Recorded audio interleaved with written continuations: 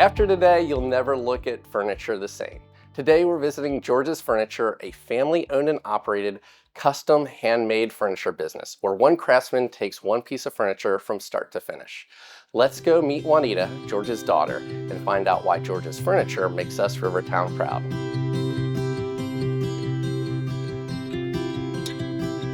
This picture is right here on our brochure, so even though he passed away, There's George. 2010, we still carry his legacy on. Let me just show you what our customers really love. Okay. So a number of things that are unique to our furniture is that we build it out of 100% solid hardwood, and we also build it to our customers' order. So we work with our customer to decide what they actually want in their piece of furniture.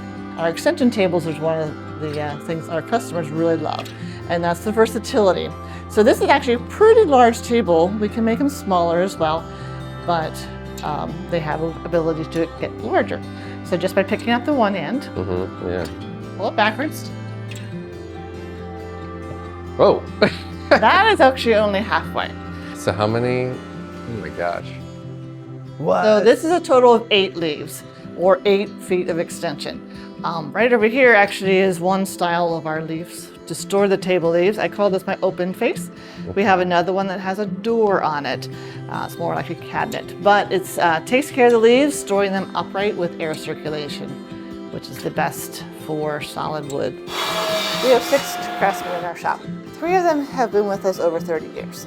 So each craftsman builds one piece from start to finish. If you would order a table and then say 8 leaves and the leaf storage, that craftsman that built the table would also build the leaves as well as the leaf storage. Our table, there's a lot of different questions that we'll ask, like what edge do you want? What corner radius do you want? What leg style? Also, how wide do you want it? How long do you want when it's closed? How many leaves do you want? So there's all these different questions. It's almost like building a house, not quite, but that way we build it exactly to the customer's desire for their space. The other thing that's kind of fun is our rocking chair. The little story about the rocking chair is that when my father was about 12, he tipped over in the rocking chair that he grew up with. And that inspired him to make a rocking chair that does not tip over. So you've probably guessed it, this is one of those that does not tip over. So you're in the rocking position right now. To be able to recline back, you'll need to get a little more weight above your head. So go ahead and put your hands above your head. Bring your feet back towards you. There you go. There you go. So it stopped. This is the rocking chair that tipped him over. This one is the first prototype. So all about angles. And then this is the second one. He added the arms. And he actually feels that the God directed his hand in making it, because it is all about angles. Lower center of gravity, a longer rocking chair.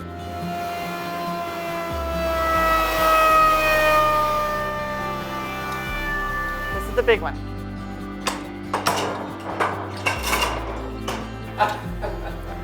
Okay, pretty big. So this is a total of 16 feet, and that would be 16 leaves.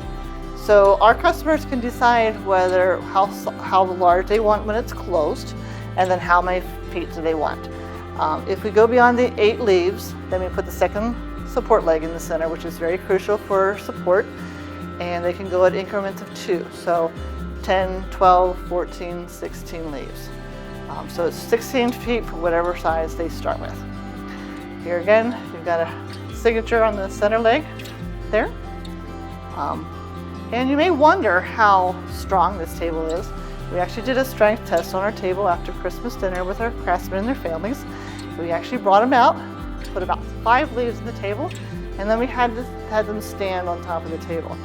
So if you look at the picture on the wall, that was our final result when we were all standing on top of the table. We actually ran out of people, so we don't know how much weight it could actually hold.